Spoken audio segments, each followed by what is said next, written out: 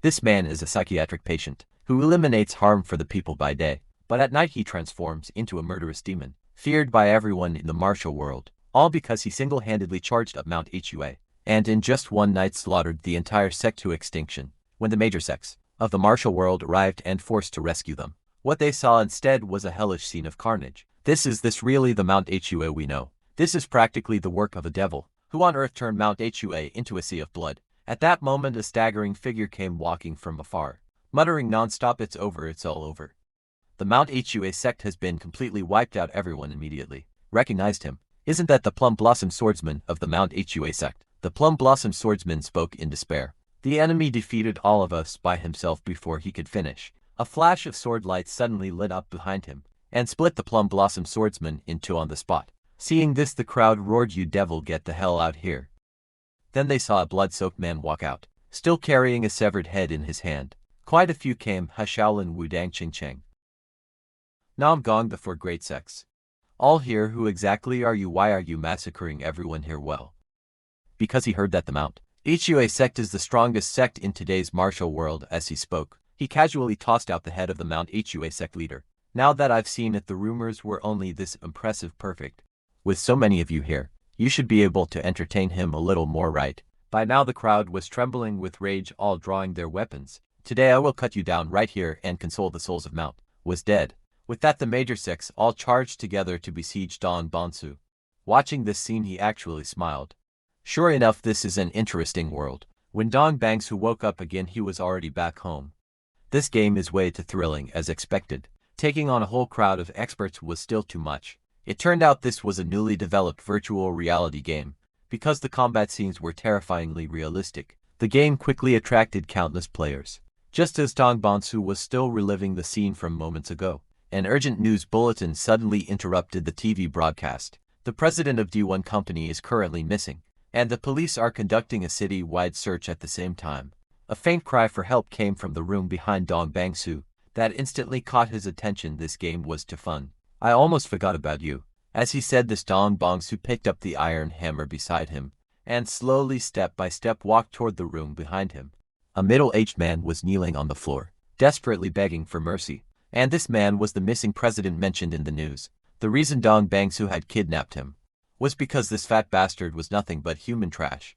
He liked abusing and even murdering innocent women. And in the name of justice, Dong Bangsu treated people like him as prey. No matter how the fat man begged, Dong Bangsu showed no reaction at all, and directly pressed his head down onto the chopping board. "How many times have you already used this begging routine? Aren't you sick of it?" Just as Dong Bangsu's hammer was about to come down, the fat man suddenly burst out with a survival instinct, and rammed his head into Dong Bangsu's abdomen. Caught off guard, Dong Bangsu dropped his weapon and was knocked back several meters. The fat man seized the opportunity and, with a violent effort, snapped the zip tie around his arm.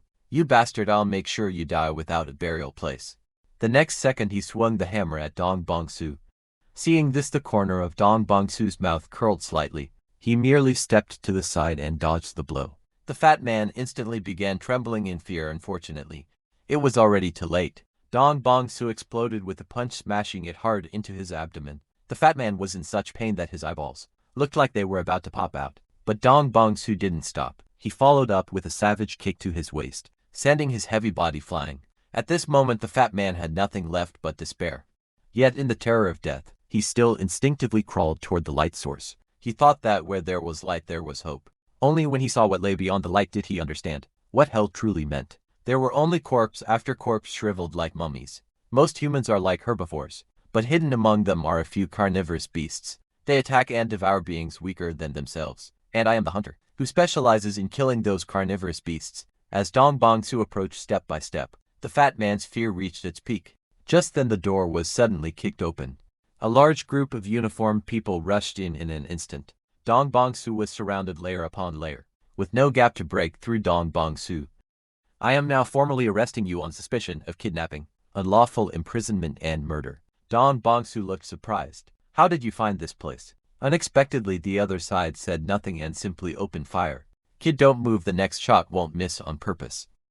Looking at the scene before him, Dong Bangsu felt as if he had returned to the martial world. Inside the game, this feeling is wonderful. Do you know this guy killed 6 women in total? He tortured them to death and even filmed it for fun. The corpses behind him are the same, they're all murderers. Don't you think they're just a bunch of animals? I merely became a hunter who hunts animals. But after hearing all this, the officer in front of him not only showed no anger, but slowly lit a cigarette instead. Even if everything you said is true, so what in my eyes? You're nothing but an illegal psychopathic killer too. Hearing that, Dong Bong-su burst into laughter. Sure enough, there was no reasoning with these mortals. With that said, Dong Bong-su swung the iron hammer in his hand. The officer wanted to stop him, but it was already too late. The gunshot and the sound of a skull exploding rang out at the same time. I have never regretted what I've done. If there is a next life, I only hope I can slaughter these animals as I please, just like in that wonderful world of the martial world. Scene after scene of the past flashed like a revolving lantern, replaying wildly in the final moment of Dong Bong-su's life. When Dong Bong-su woke up again, he discovered that he was somehow still alive. Not bad, kid, you're pretty tough. You didn't die even after that. But when the man met Dong Bong-su's stagnant dead water-like eyes, an indescribable fury instantly shot to his head. You little brat. Do you know how much trouble it took for me to drag you back from the street? Just you wait, tomorrow you're definitely dead. Having been beaten for no reason, Dong Bong-su's anger instantly flared up. He stared at the man's departing back and picked up a stone from the ground, ready to rush up and fight him hard. But the moment he stood up, his entire skeleton crackled, and his limbs completely refused to obey him. And the next second he crashed heavily back to the ground. When Dong Bong-su saw those thin arms, he finally realized something was wrong with this body. He hurriedly pulled open his clothes, and only then confirmed that this body was not his at all. He looked wearily toward the outside of the door, wanting to figure out where exactly he was. The next second, Dong Bong-su was stunned by the scene before his eyes.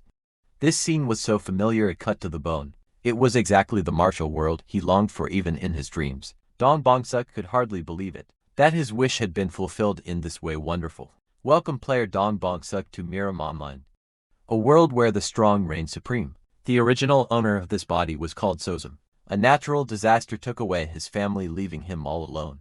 Struggling to survive like an insect, to earn a mouthful of food, he became the lowest-ranking servant of the Domley family. Anyone could bully him whenever they wanted. Sozum, get out here right now, I need you to do something. You mean right now, sir? But I haven't finished cleaning the stable yet. Before Sozum could finish speaking, a big hand clamped tightly over his mouth. I'm not discussing this with you. Don't forget what your status is. You're just an orphan the Domley family picked up. So don't get cocky when shown a little kindness. In the next moment, Dong Bong-su was taken to the blacksmith shop by Guak Dongko Machul. Meanwhile, ran off to the inn to enjoy himself. When the owner saw that only the two of them had come, he couldn't help but worrying. Can you really carry that many weapons, boss? You misunderstand. For this kind of work, Sozum alone is enough. Sozum is like a fine horse, there's nothing he can't carry. Alright, Sozum, stop lying around and hurry up and move the weapons. After saying that, he turned around and went off to the inn to have fun as well. The owner felt very sorry seeing this, but there was nothing he could do. This was a world where the weak were prey to the strong. To survive, people could only struggle like insects. Even if he fell, even if the road ahead was full of thorns, he still had to crawl to the finish. But fate loved tormenting people the most. Even though he had completed today's task, his body had been driven into complete exhaustion. He walked on the road back like an emotionless corpse. Suddenly, Sozum seemed to have run into a mountain. I'm sorry, I didn't mean to. The only response he got was a heavy punch. Where exactly did I start going wrong? Was it when I knocked on the Domley family's gate in order to survive? Or when the typhoon took my family and I alone survived? Maybe it started the moment I was born in a place like this. Dong Bong-su had a very long dream. When he woke up, he immediately understood that everything in the dream was the experience of this body's original owner. In other words, the real Sozum had already been beaten to death back then, and Dong Bong-su's consciousness had entered this body just then. Out of the corner of Dong Bong-su's eye, he caught sight of something strange. It was the system window of Murim Online. These past few days, Dong Bong-su had been too badly injured, so Machul brought him food every day. Damn it, I actually have to serve that brat every single day. After finishing work, he should have just gone home obediently. But no, he had to run into that ill-tempered Peng Durang. And now look, I'm the one stuck cleaning up this bastard's mess. I might as well just kill him, but the risk is too high. If I really get found out, my head will roll too full of anger. Machul kicked open the stable door, and casually threw today's food in front of Dong Bong's. Then he left without even looking back. 2 weeks had already passed since Dong Bong's transmigrated here. From what Machul said and from the information he gathered outside, he knew that the people here used Chinese characters, But this was not Earth because martial arts really did exist here. It was the kind of power that only appeared in movies and novels. People could dart through the air, moving so fast the naked eye couldn't follow. Here the legendary martial arts truly existed. It was practically a live-action version of Murim Online. And there was also this system window. A game-like status bar floated before Dongbong Su's eyes, but no one else could see it at all. At first he thought this place was just a game world, but after observing for several days, he became certain this was unquestionably the real world. Every single person he met had their own consciousness. Every one of them was a living, breathing human being. If this place is real, then am I a human or a player? Just as Dongbong Su was still deep in thought, Quack Dongho walked in through the doorway. So my little brother, you know what, someone got beaten half to death because of some idiot and was only released today. I've been thinking about you the whole time. However, when he saw who it was, Dongbong Su merely rose slowly to his feet. He picked up today's dinner and swallowed it in one gulp. You little bastard. Didn't you hear me talking to you?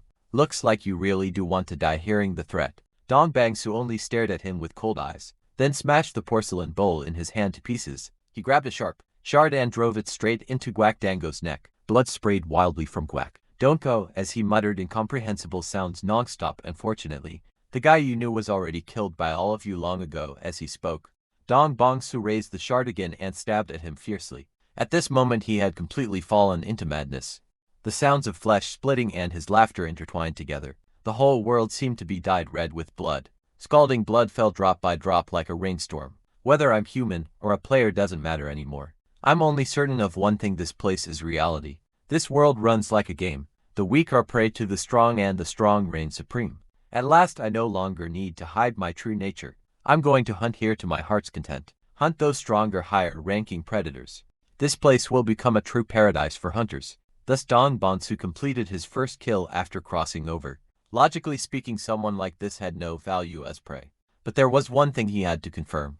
That was that this system's inventory seemed somewhat different from what he remembered. The inventory in Murim Online was a grid, and each slot could only hold one type of item. But now it had turned into a chaotic interface, and when he reached his hand toward it, he could actually pass straight through. Inside seemed to be an enormous space, at least hundreds of square meters in size. If this system interface functions the same way as in the game, then as long as I touch the item I want to store with my hand.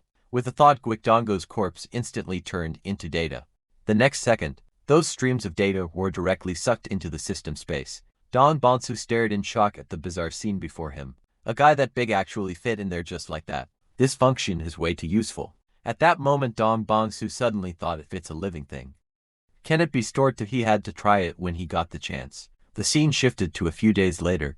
The injuries on Dongbong Su's body had basically healed. To avoid arousing suspicion, he pretended that he had become mute while continuing to do the usual dirty and exhausting work. He secretly observed this world. Suddenly Machel slapped Dongbong Su from behind. You brat, I heard you turn mute to avoid exposing himself. Dongbong Su could only grin foolishly and mumble sounds no one could understand. You mute brat, stop slacking off here, take that horse out for a walk. Dongbong Su merely bowed to show that he understood. Machel cursed irritably. Good grief, what am I supposed to do with an idiot who can't even talk? The scene changed, and Dongbong Su led the fine horse onto the street.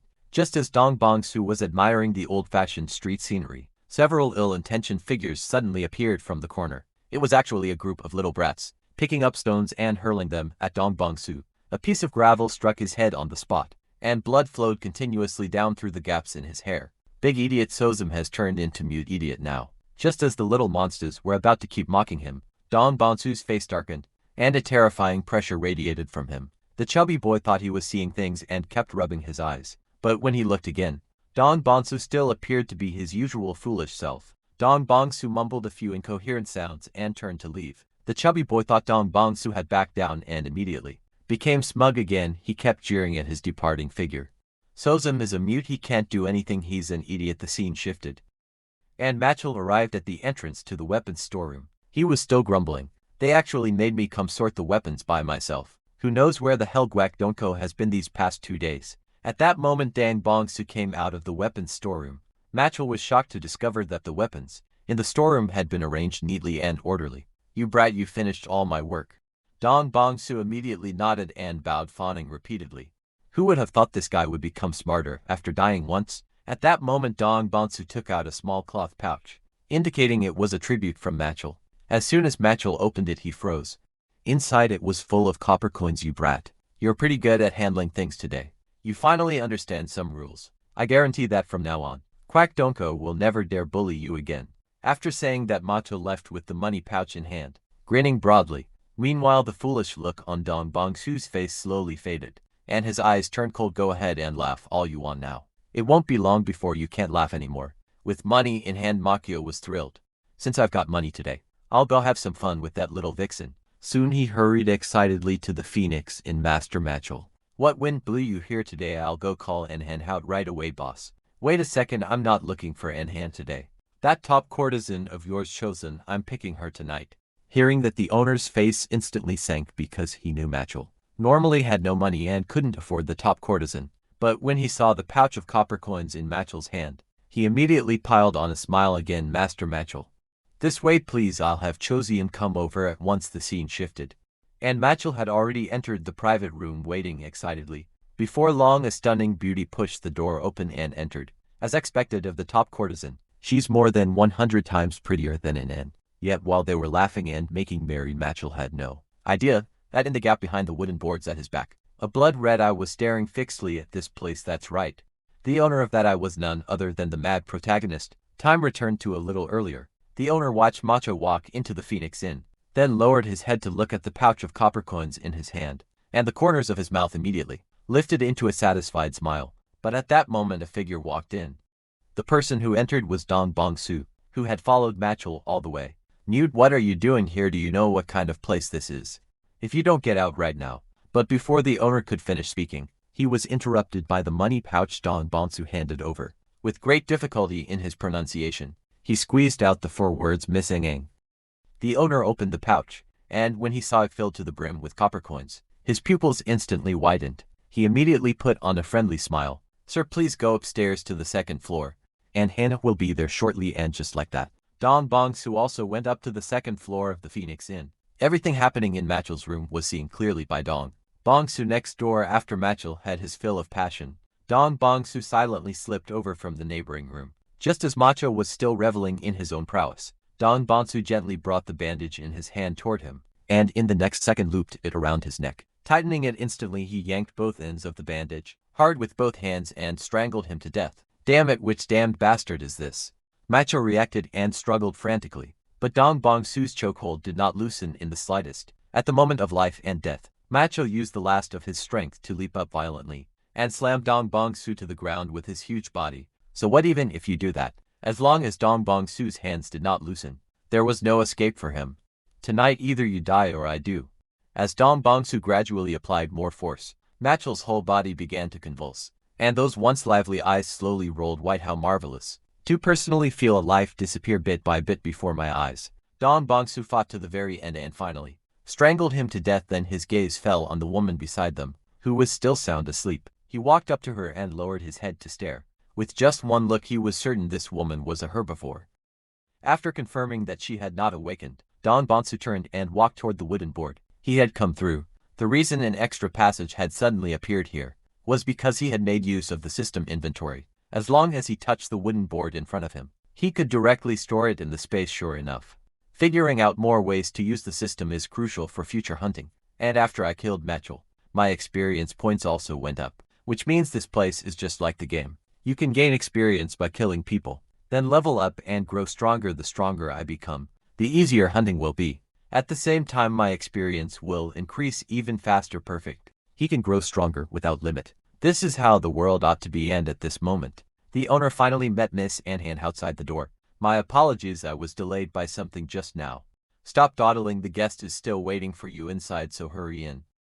Since he paid, even if the other party is a mute, you still have to serve him well. Come to think of it, Machel and Chosian have been in there so long without coming out. They're not really planning to spend the whole night inside, are they?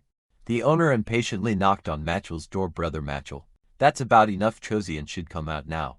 But after waiting a long time, there was no movement at all from inside. Just as the owner was about to start cursing loudly, Chosian's scream suddenly came from inside the room. The owner's face changed, and he immediately pushed the door open and rushed in to check, only to see Chosian wrapped in a quilt looking up in terror. The owner was so frightened that he collapsed to the ground on the spot. He never could have imagined that the spirited and swaggering Machel from just moments ago would hang himself in his own inn. From then on, a virus that could lead people silently toward death began to spread quietly across this royal land since ancient times. It was precisely because the land was fertile and the lakes were interconnected that commerce and trade were able to flourish continuously. But once money gathers in one place, bandits and villains are bound to follow to maintain order. Many powerful clans gradually rose in the region of Anhui. Among them, the most representative were the Namgun clan, the #1 family in Anhui, and the Danri clan. Although the Danri family was not one of the 5 great families, it was still considered a top-tier noble house in the Central Plains. In particular, they were famous for their exclusive military force, the Cross Heavenly Sword Legion, and for their intelligence-renowned enforcement unit, the Black Crow Squad. These 2 forces were especially well known throughout the Central Plains. However, the Black Crow Squad had recently run into an extremely thorny matter. Another suicide plague. More than 100 people have killed themselves for no reason this month already. There were suicides before too, but at most 1 or 2 a month. It's never been this outrageous. There is absolutely something abnormal about this. But at present all the evidence points to one thing. They really did commit suicide. Something like this, is it really possible? Chief Yahello suddenly thought of something and immediately asked who the first person to commit suicide was. When he learned that it was Machel of the Danri family, and that he had killed himself while listening to music at the Phoenix Dragon Inn, Yahello immediately led his men to the scene of the incident. If this so-called suicide plague was actually murder, then how exactly did the killer get into Kill Machel? After carefully examining the scene, Yahello found that every possible entrance and exit could be ruled out. Then that left only this wall. If the wooden boards were removed, it really would allow free passage. But the problem was that there was absolutely no trace of it having been tampered with, because to remove the boards without damaging them, the entire roof would have to be lifted off first. Could it be that it really could only be explained as suicide? When Machel died, was there anyone in the next room reporting to you? Sir, yes, that person arrived around the same time as Machel. It was so some of the Danri family at that moment. Dong Bongsu was still leading a horse around the streets. He had killed enough people lately that his experience bar was nearly full, and he had also discovered that the stronger the target, the more experience it gave. But as he was now, he was still no match for those martial artists. Just as he was thinking about his next target, a voice called out, "Isn't this Sosum? Haven't seen you in a few days. How come you seem a lot more handsome?" A group of street thugs stood at the entrance of an alley grinning at him. "Why don't you come over here and greet your big brothers properly?" Dong Bonsu had not expected that even if Sosum had been stupid before, he had still at least belonged to the Danri family. Yet he could still be bullied by trash like this. Seeing that Dong Bongs showed no reaction to what he said, the gang leader walked up and grabbed Dong Bongs by the hair. "Sosum, come on, let's find somewhere quiet and have a nice little talk. How about it?" With that, he dragged Dong Bongs into the alley. Meanwhile, Dong Bonsu was calculating whether he could kill them all and disguise it as suicide, or simply stuff the bodies into the system inventory. It was just that there were too many of them, making exposure likely. And even if he killed them all, the experience gain would not be much. "I'll take a few hits first and stabilize the situation, then find a chance to deal with them later." But just as a thug swung his fist at Dong Bongsu, "That's enough, don't start anything here," a voice from the darkness instantly suppressed the scene. "Didn't I tell you to invite him over?" When the thug saw who had come, he immediately began trembling in fear. "Brother Django, why did you come in person?" But Django paid him no attention at all and walked straight toward the fine horse behind Dong Bonsu. "Nice horse. Our Black Snake Guild leader is most obsessed with horses, so I want to present this horse to our leader. What do you think?" Dong Bonsu sensed the killing intent coming from him. This man had intended to kill and take the horse. From the very beginning, he had simply chosen the wrong prey. Seeing that Dong Bonsu still did not move, Django's face turned completely cold. "I don't want to say it a second time." Before he even finished speaking, Dong Bonsu said coldly, "Drop the act. If you want it, then come kill me and try." With that, he swung his fist straight at the man's head. At the same time, he summoned the system space and instantly took out the dagger. Inside to everyone else, it looked as if a blade had appeared out of thin air in his hand. The originally composed Django's pupils contracted on the spot. His face filled with horror, but everything was already too late. Until his death, he never understood how exactly he had died. The dagger pierced his neck with perfect precision. The next second, dazzling light exploded from Dong Bongsu's body.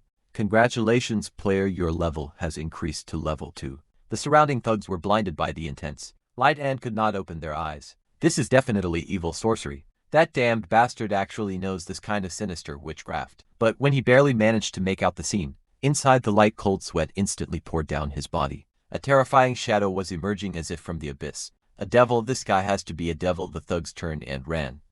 He did not know what exactly he had just seen, but he knew one thing: if he did not run he would die. As long as he rushed into the patch of sunlight ahead he would survive. But the next second the man's calf was ruthlessly cut off. He crashed heavily to the ground. When hope is right in front of my eyes, am I really going to die here? That guy used to be nothing but a coward, and when we bullied him he would only grin stupidly. Why has he now turned into such a terrifying demon? I can't accept this. I'm actually going to die at the hands of such an ugly monster. When the man woke up again, he found that he was somehow still alive. Not bad, you woke up pretty fast. Seeing the bald man awaken, Dong Bonsu slowly walked toward him. He took out a dagger and pressed it directly against the man's neck. I ask one question, you answer one question. One extra word is worthless nonsense. Who is that man called Django just now, with death hanging over his head? The bald man was so frightened that he spilled everything he knew. Django was actually a cadre of the Black Snake Guild, and the Black Snake Guild was one of the gang forces that controlled the back streets of Phoenix. Its leader was named Bang Poem, and it was he who had instructed Django to kill and seize the horse. I'm just a lackey who runs errands. Please, I'm begging you, let me go. Tell me everything you know about the Black Snake Guild. If the information is useful, I'll spare your life. Hearing that he could live, hope instantly lit up in the bald man's eyes, but in the end he still could not escape death. Dong Bonsu lightly touched him with his palm, and the bald man immediately turned into particles of light and was stored in the system space. After he cleaned away every trace, the alley returned to dead silence. He began organizing the intelligence he had just obtained. People like gangsters are positioned perfectly between martial artists and ordinary people. They are the most suitable prey for leveling up. I didn't expect to find them this quickly, and when I leveled up just now, all the wounds on my body disappeared completely. Maybe even damage to the heart or brain can be restored. This is almost exactly the same as the game. There's also the light that appears when leveling up. It looks flashy, but it could also attract real danger. That flaw must be hidden. If a hunter wants to entangle his prey, he must appear ordinary enough. Only when I resemble the crowd so closely that I can't be distinguished from them am I the highest level hunter. From now on, if I level up, it must either be at the instant a hunt ends, or only where the prey is present. Now relying only on the disguise of being a mute is no longer enough. Without being discovered, I must grow stronger as quickly as possible. Thinking this, Dong Bongsu led the horse out of the dark alley, slowly merged into the crowd, and his figure was soon swallowed by the tide of people. After he returned to the stable, the system suddenly popped up an error message box. This made him sink into thought. The reason was probably within himself, and because of this error, the attributes that had previously shown only question marks now turned into progress bars. Curious, Dong Bonsu opened the skill panel below. The next second, an entire row of skills filled his vision.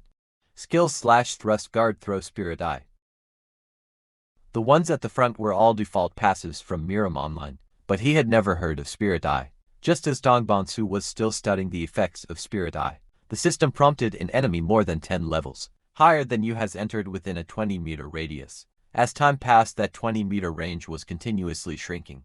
Dong Bongsu stared at the line in disbelief. This looked like some sort of warning system. In other words, a dangerous person is approaching me right now.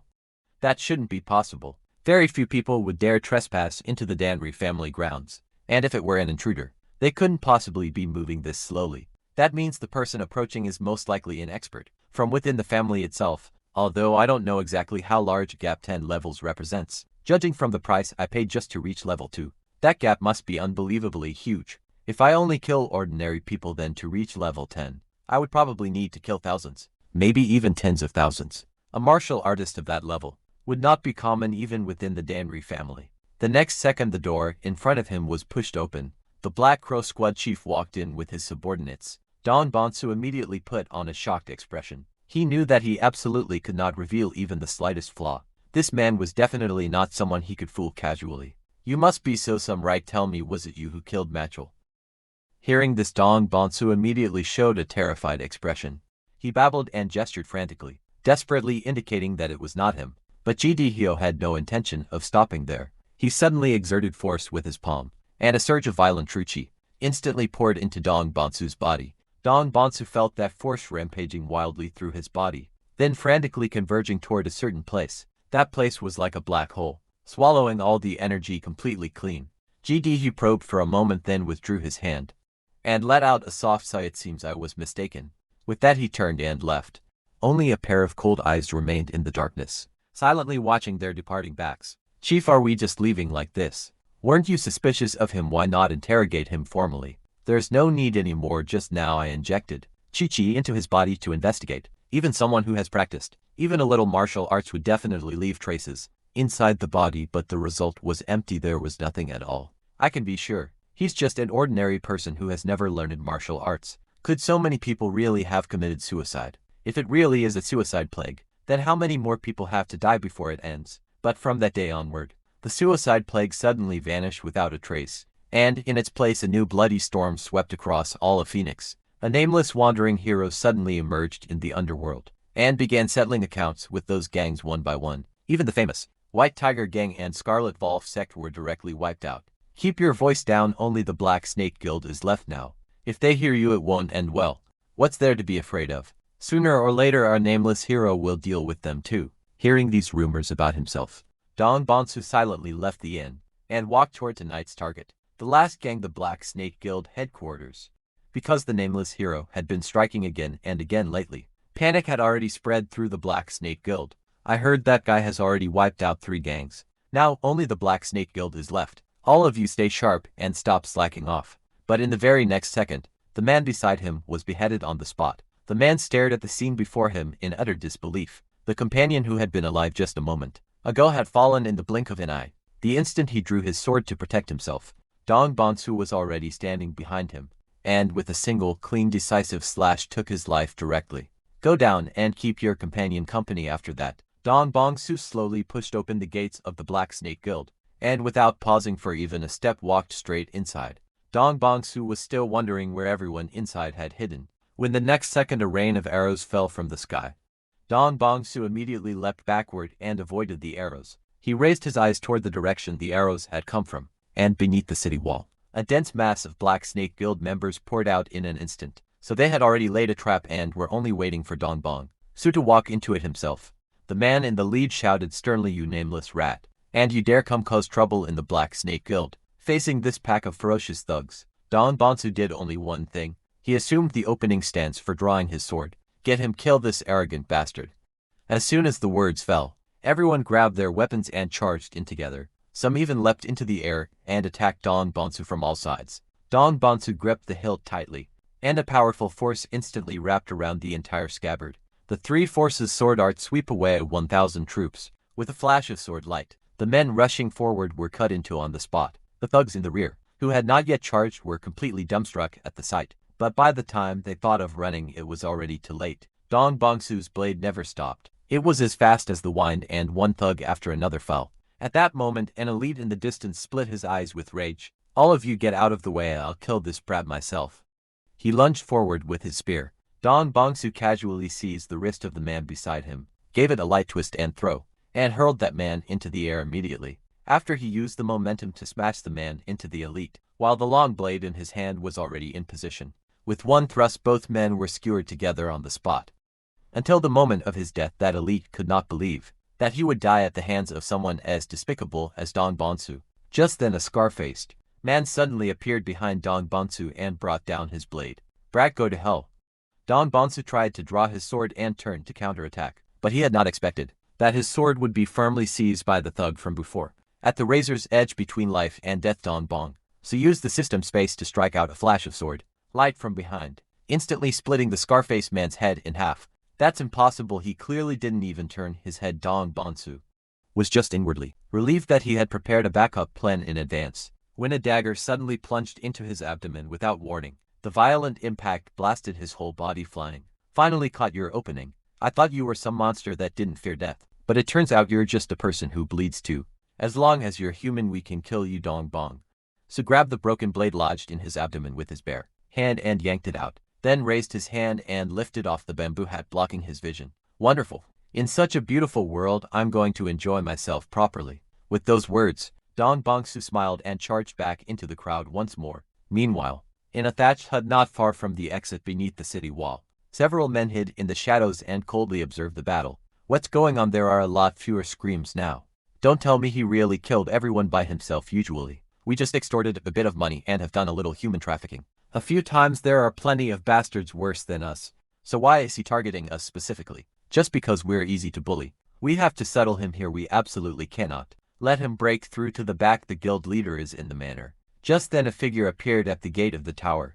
The man immediately ordered the hidden archers to fire. The next second, countless arrows shot out from inside the thatched hut, all racing toward that dark silhouette. He then stuck his head out, anxious to confirm whether the target was dead, but in the very next second, the archer behind him was suddenly decapitated. Then, as if a plague were spreading, the people inside the hut were beheaded one after another. The man was utterly terrified and dumbfounded. No matter how hard he tried, he could not believe it. In just an instant, all his men had fallen dead for no clear reason. Nameless hero, come out, I know you're in there. What exactly do you want? Why are you trying to wipe us all out? You're nothing but a devil. Before he could finish, his head flew off. There is only one thing I want: your lives. At this moment, the Black Snake Guild was already littered with corpses, and Dong Bonsu had finally reached that brightly lit manor. The only one left before him was Bangpo Yum, the leader of the Black Snake Guild. At first it had been the White Tiger Gang. He killed John Ho. Their end leveled up because of it, but compared to truly powerful opponents, that slight increase was still not enough. To continue growing stronger, Dong Bangsu began using all kinds of tactics: lure the enemy deep in, strike from behind, and even set fire directly to their camp. By the time the other side realized something was wrong, there was already no road left to retreat at this point. More than half of the White Tiger Gang had already been slaughtered by him, and during this process, the common people gave his killing a name: the Nameless Hero. This new mask of the Nameless Hero also made it easier for him to clean out the gangs. The moment Dong Bonsu cut down the White Tiger Gang leader, he had already reached level 5, and had obtained 2 new skills: Lightness skill and the 3 Forces sword art. This finally gave him the strength to suppress gangs head-on, and now among the gangs left in Phoenix City, only one remained: the Black Snake Guild. In the deepest part of the Black Snake Guild, an old man sat quietly at the entrance of the manor. This man was the Black Snake Guild leader himself, Bangpo Yun. A bolt of lightning crashed down, and Dong Bangsu had already fought his way here. So you're the Nameless Hero? Facing Bang Poem's question, Dong Bangsu did not utter a single word. You don't want to waste words with this old man. Since you call yourself a hero, why wrap yourself so tightly? Are you afraid I'll recognize you? Unfortunately, I'm no hero. I'm just a madman who wants to slaughter. That so-called hero is merely a name those people came up with themselves. Hearing this, Bang Po Yun burst out laughing on the spot. So that's it.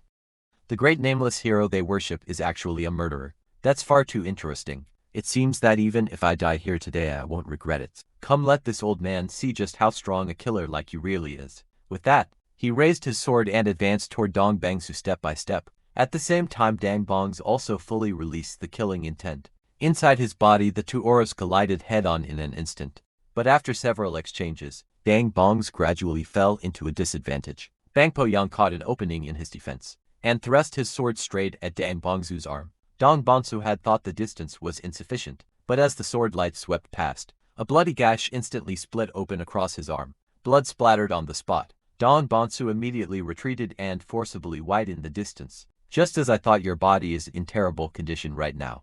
That is your greatest mistake. You dare challenge me while already injured. Today I'll make you understand what price arrogance demands. Bang Po Yang attacked like a madman, targeting Dong Bongsu's wounds again and again. If this fight keeps going like this, my injuries will only get worse and worse. I have to change tactics immediately. Dong Bongsu was still forcing himself to think of a countermeasure, but Bang Poom attacked once more, preparing to cripple him completely. Dong Bongsu hurriedly used the 3 Forces sword art to block head-on, but in the next instant, the opponent's weapon suddenly came apart and coiled around Dong Bongsu's arm like a venomous snake, directly severing his left hand. Damn it! Dong Bongsu forcibly activated his lightness skill and kicked Bang Po Yang in the abdomen, sending him flying on the spot and smashing violently into the building beside them. Dong Bong Su had just thought he might have a moment to catch his breath when countless black serpent phantoms suddenly rose from the ground. He stared fixedly at the scene before him in disbelief. What kind of martial technique is this? The next second, a giant void serpent stretched across before him. Bang Po Yang slowly spoke. You truly surprised this old man. Your fighting style is not like a warrior's, but more like an assassin's, like a hunter's. You should remember, when dueling a martial artist, the more trump cards you hide, the longer you live. And now this old man has more hidden cards than you. That is why you will lose. As he spoke, he swung the giant serpent phantom in his hand. Under this strike you have nowhere left to go. It's time to end this. Nameless murderous madman, die. The savage serpent phantom hung in midair, like a giant beast looking down on its prey, completely pinning Dong Bong-su in place. The instant it opened its fangs and pounced, Dong Bong-su suddenly drove force into his right foot and stomped heavily on the ground. Dust exploded upward and instantly swallowed the area where he stood. You think using dust to blind this old man's eyes will let you evade my attack? At that moment a light shone within the dust. Seeing this, Bang Po-yeon immediately attacked the source of the light with all his might. Finally caught you. But the moment he saw what he had hit, his eyes widened instantly. It was actually the corpse of a Black Snake Guild underling. Damn it, this brat even knows trickery to deceive the eye. Where exactly did his real body go? Meanwhile, Dong Bong-su had already leapt high into the air. The three forces sword art. Second form drive straight for the yellow dragon. The sword force plunged from the sky and stabbed straight for Bang Po-yeon's heart. But Dong Bong-su had not expected that Bang Po-yeon would catch the strike barehanded with his palm, causing the sword to veer away from the fatal point. As expected of an old veteran, he could make that kind of judgment in that instant. At this moment, Bang Po-yeon had gone completely mad. He whipped his sharp weapon around and suddenly reversed the direction of the blade, shooting straight toward Dong Bong-su. Dong Bong-su wanted to retreat, but the sword in his hand was firmly seized by the other party. Left with no choice, he immediately summoned the system space. In front of Bang Po-yeon, one underling corpse after another suddenly appeared, frightening him into wildly slashing his blade in all directions. Within only a few breaths, he chopped all those bizarre things into pieces. When silence finally returned around them, Bang Po-yeon barely managed to suppress that agitation inside himself. He suddenly swept his gaze across the surroundings, rapidly searching for Dong Bong-su's figure. But the place was empty without a single person in sight. You damn nameless killer, get out here. You lunatic, you won't even spare the dead. Just then, an arrow shot through the air, and Bang Po-yeon raised his sword to block it. You despicable thing, don't let me catch you. But in the next second, another arrow brushed past the bridge of his nose from behind. Only then did Bang Po-yeon realize he was becoming the prey, like a lamb waiting to die. At that moment, a black shadow flashed past in front of him. Bang Po-yeon lost his reason and, without thinking, lashed out furiously with his snake whip. I finally got you. But when he saw the shadow clearly, he realized it was only a severed arm. In the next instant, Bang Po-yeon felt a tide of coldness surge up behind him, a grim pressure stabbing into his spine. Immediately after, a sharp blade pierced through his chest. Bang Po-yeon had never imagined that in the end, the one who would lose was still himself, and that it also meant all the gangs of Phoenix had been completely annihilated. Before I die, can you tell this old man your reason for doing all this? Does there need to be a reason? Humans are born to slaughter one another. Ever since they were still like apes, up to today when they built civilization, it has never stopped. Even after coming to this martial world, it is still the weak devouring the weak and the strong, reigning supreme. Only this time the strong one is me. Phoenix's gangs have been cleared out. Now it's time to enter the next stage, to go someplace stronger and harder to hunt. At this moment, deep within distant mountain ranges, stood a powerful sect of the martial world. Inside the main hall, everyone was holding an emergency meeting. The person at the head spoke solemnly. There are still 2 years until the war between the righteous and demonic factions, so it is about time to activate our plan like Cloud. Received the order. This subordinate is here. Carry out the first scheme. The scene shifted, and after wiping out all the gangs, Dong Bong-su was still as usual out on the street walking the horse. But at some point, news of the gangs being exterminated had already spread throughout all of Phoenix. Did you hear? That nameless hero even wiped out the Black Snake Gang in one sweep. We shouldn't call him the nameless hero anymore. We should call him a great hero. If not for him, we'd still be getting trampled under those people's feet. But the man in green beside them vaguely felt that something was off. But even if he is a hero, slaughter on this scale, is it really a good thing? What's wrong with it? That bunch of bastards were complete scum through and through. Whether it's the authorities or the famous righteous sects, none of them have ever cared about poor people like us in the end. Isn't the only one willing to stand up for us the nameless hero? The man in green thought about it, and had to admit that those words were blunt but true. In times like these, other than the nameless hero, who else would stand up for people like us? That's right, the nameless hero is our hero. The man excitedly raised both hands and ran onto the street shouting, "Long live the nameless hero." The other two exchanged glances, then also began shouting, "Those bastards from the Black Snake Gang got what they deserved. Long live the nameless hero." Very quickly, the surrounding common people were ignited by the emotion, and one after another they poured into the streets, with wave after wave of cheers. Meanwhile, Dong Bong-su walked through the crowd, watching it all with cold eyes. About time I should leave. Time quickly passed until evening. Dong Bong-su led the fine horse back to the front of the stable. The system suddenly prompted, an enemy more than 10 levels higher than you has entered within a 20-meter radius. At that moment the passive effect of spirit activated automatically.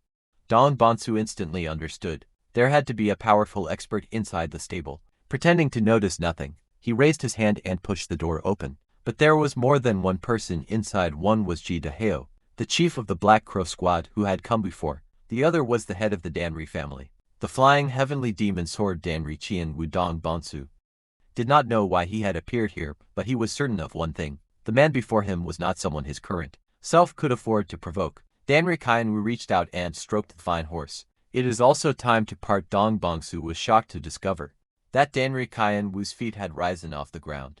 This Qinggong. Danri Qian Wu continued.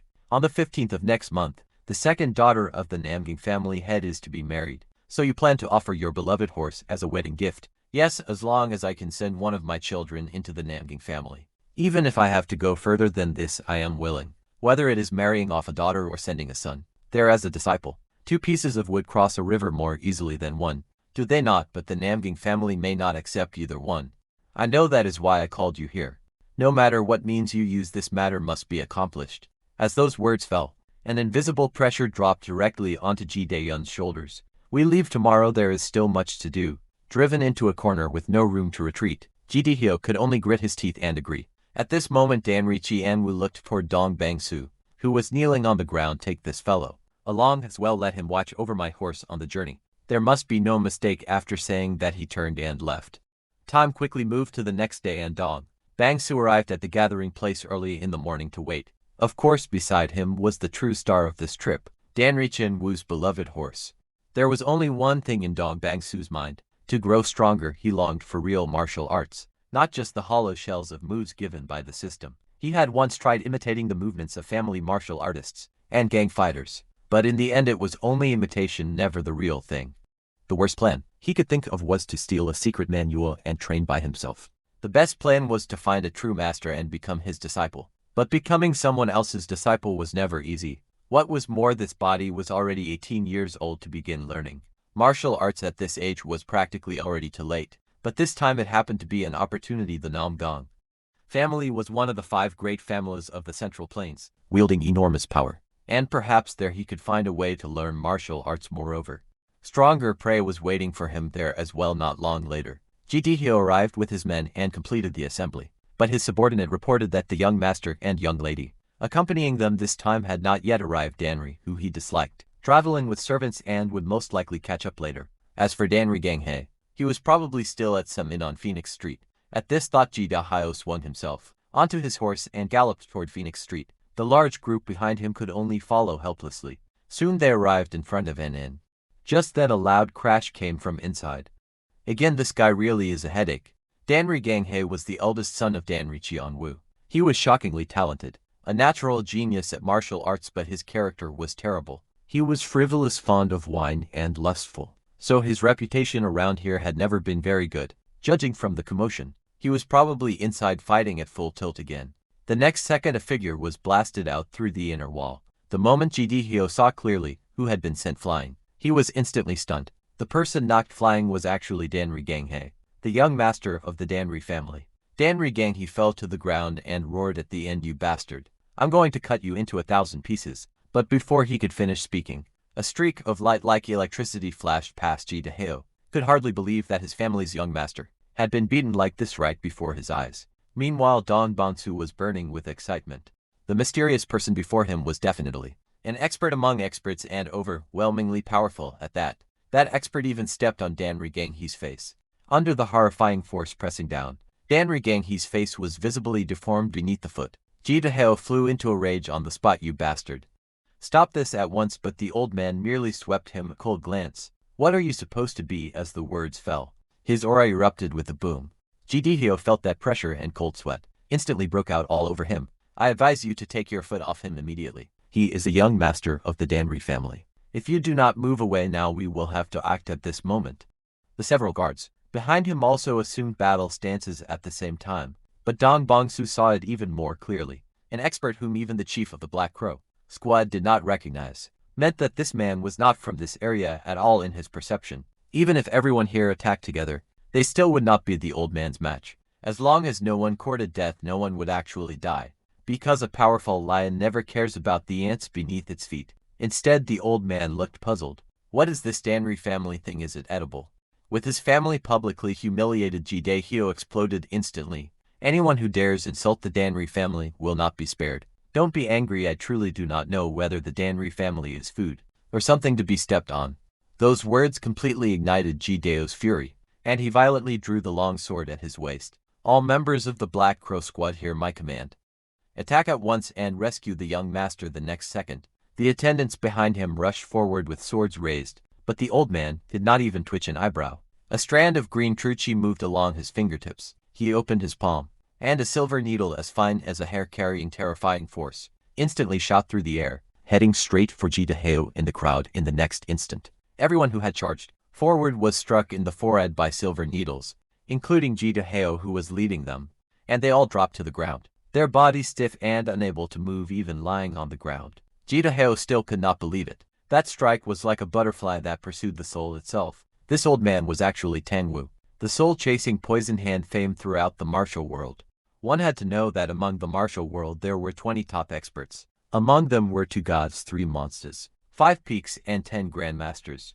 And the supreme leader of the Sichuan Tang family was one of those 10 grandmasters, the soul-chasing poison hand Tangwu. Anyone who offended Tangwu, even if they died and became a wandering soul, still could not escape his poisonous hand. Watching the Black Crow squad lying all over the ground, Dong Bonsu's heart sank. The Danri family was in serious trouble this time, just because one idiot had provoked a figure like this. If it was not handled properly, the whole family could be dragged down. But the problem was, how is this going to be resolved now? While Don Bonsu was still thinking rapidly about how to avoid this disaster, a young girl stepped out from the inn. Grandfather, let's go, don't stoop to argue with a bunch of country bumpkins who know no manners. Tangwu, who had just been overflowing with killing intent, instantly revealed a smile the moment he saw his granddaughter. As you say, this lesson is enough to make them understand how vast heaven truly is. As a successor of a righteous sect, he starts the morning by getting drunk and causing trouble. By this old man's temper, I should not have let him off so lightly. It is only that I could not bear to be too ruthless toward a disciple of the righteous path. When he wakes up, tell him this: if he dares casually harass an innocent young woman again, he will not live to die of old age. Yahello, lying on the ground, spoke with difficulty. Many thanks for senior's mercy.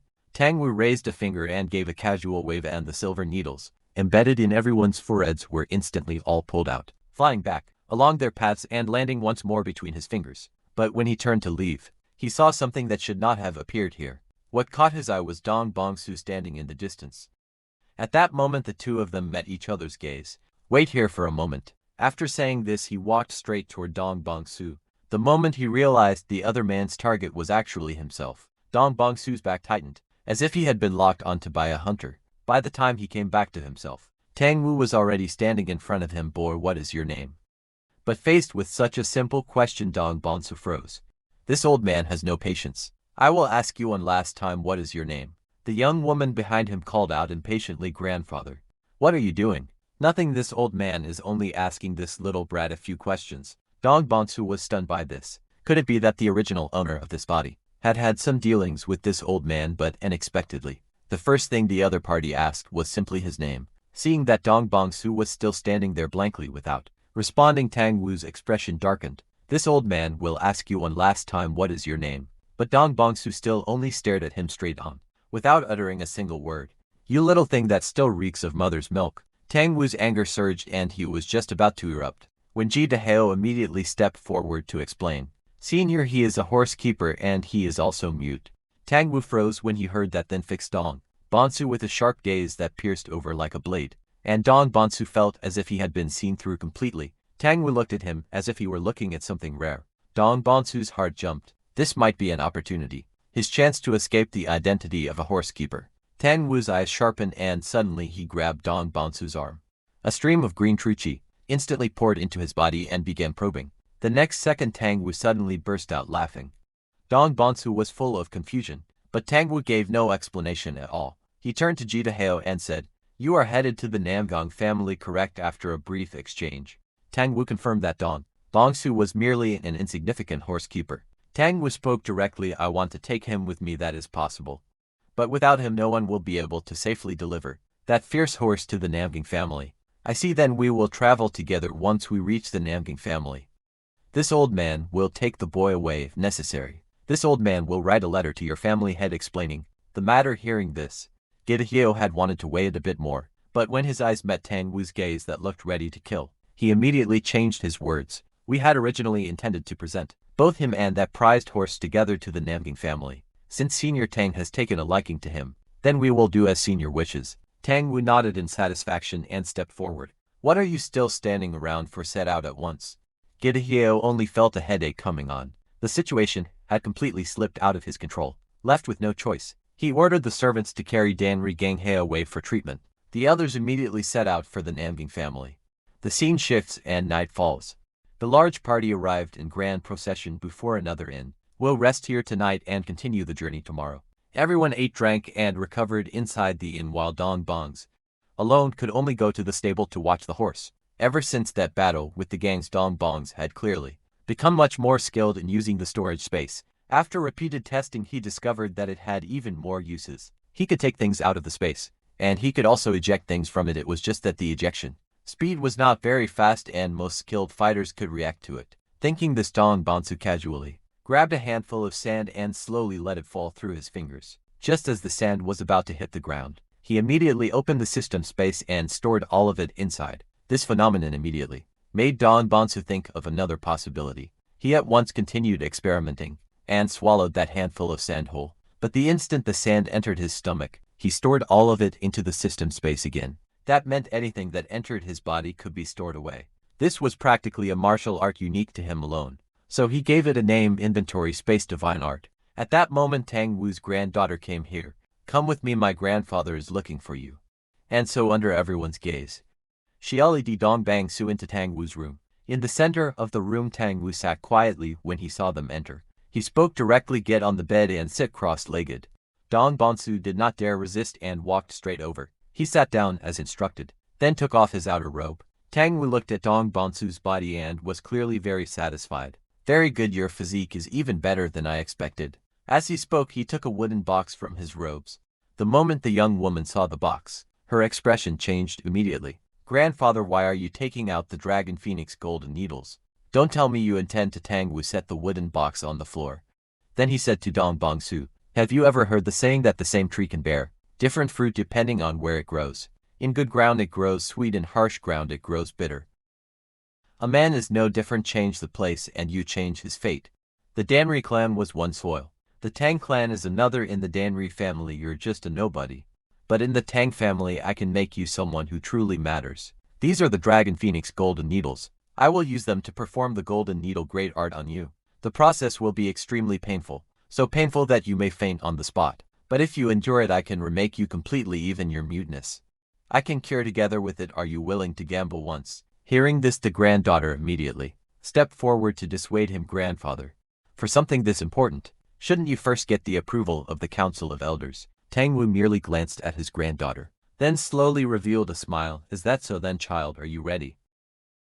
Take on the Tang surname, and from this moment onward your life will change.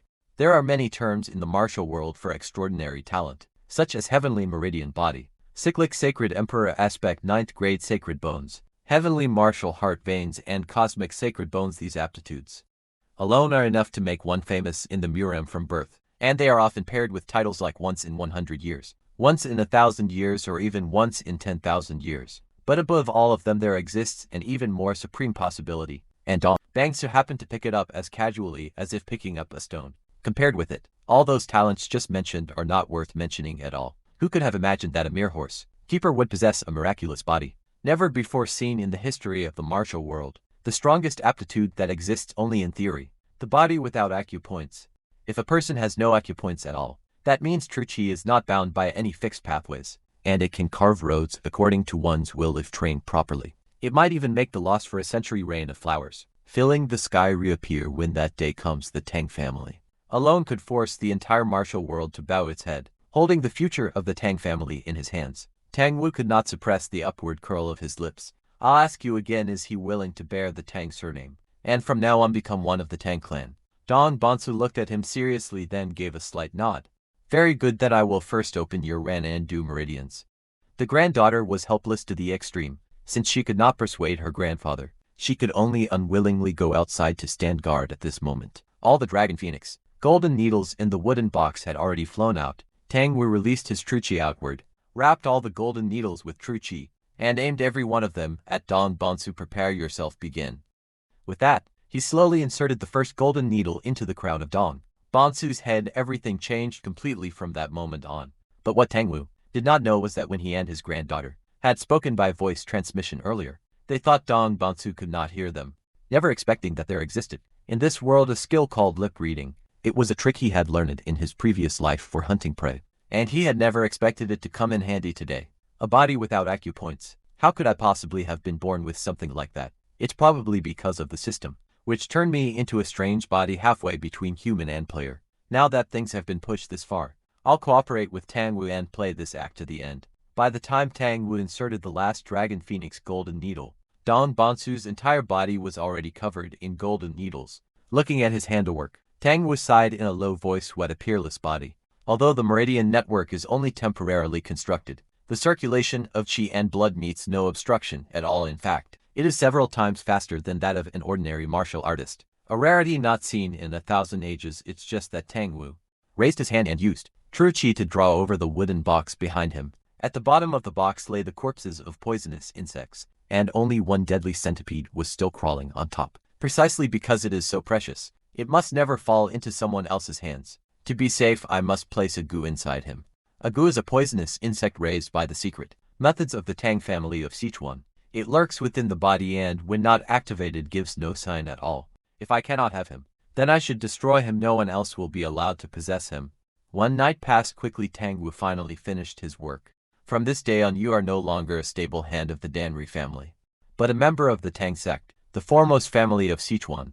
As for your name, it shall be Tang Sam. Thank you for bestowing the name. This was the first time Dong Bangsu spoke after regaining his voice. From an angle, Tang, who could not see, the corners of his lips slowly lifted into a cold smile. After putting his clothes back on, Dong Bangsu directly pushed open the door and left. Tang Wu would never have imagined that the gu insect he planted had been stored in the system space the instant it entered Dong Bonsu's body. You want to use that thing to control my life? Dream on. From this day forward, some of the Danri family no longer exists. In his place stands Tang Sam of the Sichuan Tang sect.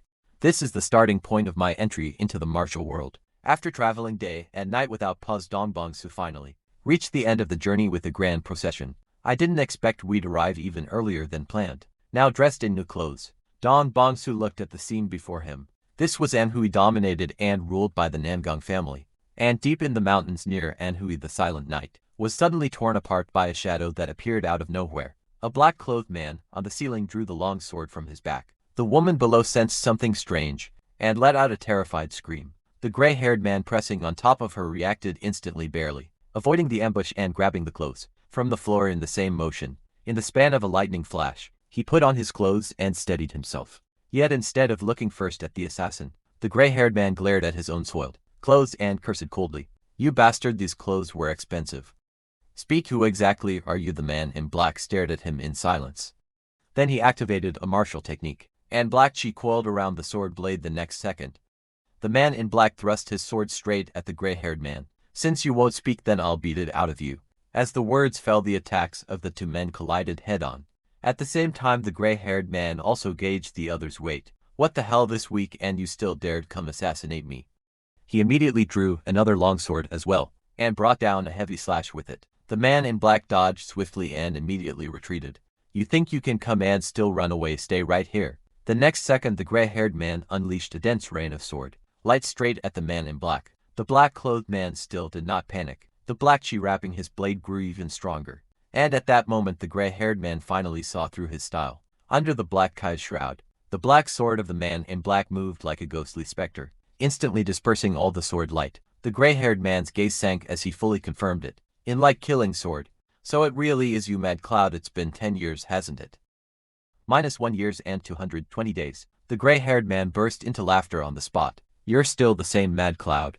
Remembering even trivial things this clearly go on. What kind of matter is worth one of the 18 clouds making a personal trip as Shadow? I have come to deliver our Lord's command. Carry out the first scheme. As Shadow's breathing instantly became rapid. So it's finally time to move. Where's that guy? Shifting Shadow At the Namgang family. On the 15th of this month it is Shifting Shadow's wedding day. Wedding? Are you joking? Don't tell me Shifting Shadow is. If that's really the case, then what is the purge radius? Other than Shifting Shadow and Namgang High. Kill everyone else without exception. I received word that Tangwu, the soul-chasing poison hand, will also be arriving in Anhui soon. With the forces on this side, I'm afraid we won't be able to stop him. It doesn't matter. When the time comes, 5 shadows will go there to hold him back. Is that so? Then that will be enough. After delivering the order, Mad Cloud turned to leave but was stopped by Ash Shadow. Oh right, what was Shifting Shadow's real name again? Mad Cloud looked at him speechlessly, then dissolved into ink and vanished without a trace, whether in the past or now. Your irritating personality hasn't changed at all. Shifting Shadow really is enviable. I used to think something like a shadow was destined to die in loneliness, but he actually became one of the so-called righteous, and now he's going to marry the greatest beauty in Anhui. And I can only stay in a cold place like this, rotting away day after day with suppressed emotions. Ash Shadow walked out of the room with a snap of his fingers. A subordinate instantly appeared behind him. Clean up the room. Also kill every one of those on guard duty today. Yes, division leader. It turned out that Ash Shadow was the division leader of the Nui branch of the Heavenly Demon Divine Cult. He was known as the Silver Net Lust Demon Broken Shackles Blood, codename Ash Shadow. Now the true curtain of the martial world had only just begun to rise. Just as the Namgang family's grand wedding day was approaching, the streets and alleys of Anhui were filled with a festive atmosphere. Everyone was busy preparing for this grand celebration. Please, I beg you, just give me a bite to eat. Faced with the beggar's pleading, the guard was utterly merciless. You filthy beggars, get the hell out of here. The beggar kept pestering them and refused to leave, so the guard raised his foot and kicked, sending him flying brutally. The commotion here also drew people out from the residence. What's going on outside? Someone tell me. Young master, it's nothing. Just a group of beggars refusing to leave. A passerby nearby immediately recognized him. That is the star of today's banquet. Do Hyuk, truly imposing and bearing. Do Hyuk walked over to the beggar. He reached out his hand and smiled gently. Are you all right? After comforting the beggar a few times, he turned and instructed the servants give them some food. There are still a few days before the wedding, and there will be leftovers anyway. With that he turned and walked through the main gate as expected.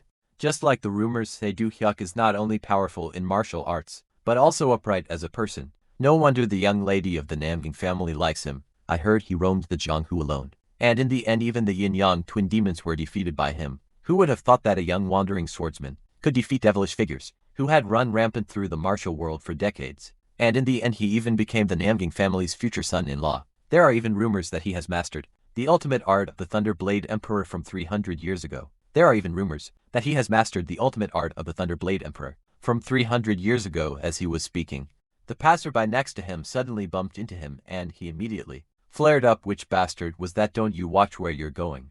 But when he saw clearly who had bumped into him, his tongue nearly tied itself in fear. Tangwu, the soul-chasing poison hand. Tangwu grabbed the man's face in one hand, then flung him backward over his shoulder. You worthless thing, get out of the way. This place is full of useless trash. And behind Tangwu, a large group of people strode grandly down the street.